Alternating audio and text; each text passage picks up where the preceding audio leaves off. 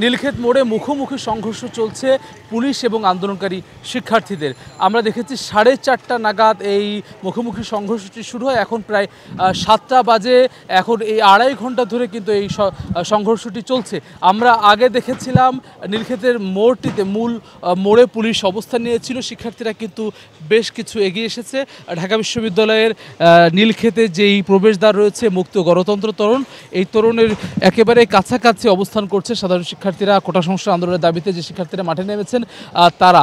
আমরা কিন্তু এর আগে দেখেছি পুলিশ নীলক্ষেত মোড়ে অবস্থান নিয়ে তাদেরকে নিবৃত্ত করার জন্য, এই জায়গা থেকে হটিয়ে দেওয়ার জন্য টিয়ার শেল, রাবার বুলেট নিক্ষেপ করেছে। এর মধ্য দিয়েও কিন্তু শিক্ষার্থীরা লাঠি নিয়ে, স্লোগান দিয়ে, ইট পাটকেল ছুঁড়ে কিন্তু তাদের অবস্থান জানান দিয়ে এগিয়ে আসার চেষ্টা করছিল। এবং এখন কিন্তু আসলে তেমন পরিস্থিতি আমরা দেখছি, একেবারেই থমথমে পরিবেশ পুরো জায়গাটি জুড়ে। পেছনে পুলিশ যেমন রয়েছে, এই পুরো সড়কটি জুড়ে কিন্তু সাধারণ মানুষ যারা চলাচল করছে তারা কিন্তু আতঙ্কের মধ্যে রয়েছে। আজকে সারাদিনই ঢাকা বিশ্ববিদ্যালয়ে একটি থমথমে পরিবেশ ছিল, কিন্তু সংঘর্ষের ঘটনা কিন্তু আমরা পাইনি। দুপুর নাগাদ এই সংঘর্ষটি আসলে রূপ নেয়। এই পুরো এলাকা কিন্তু একেবারে রণক্ষেত্রে পরিণত হয়েছে।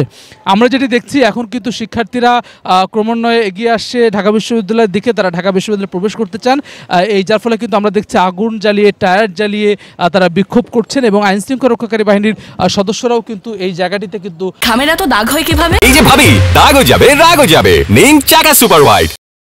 অবস্থান করছে। এই পুরো মুখোমুখি অবস্থানের মধ্য দিয়ে কিন্তু আসলে গত কয়েকদিনে যে আন্দোলন চলছে, সংঘর্ষের রূপ নিয়েছে। গত পরশুদিন থেকে গতকালকেও ঢাকা বিশ্ববিদ্যালয়ে সারাদিন এমন সংঘর্ষের ঘটনা আমরা দেখেছি।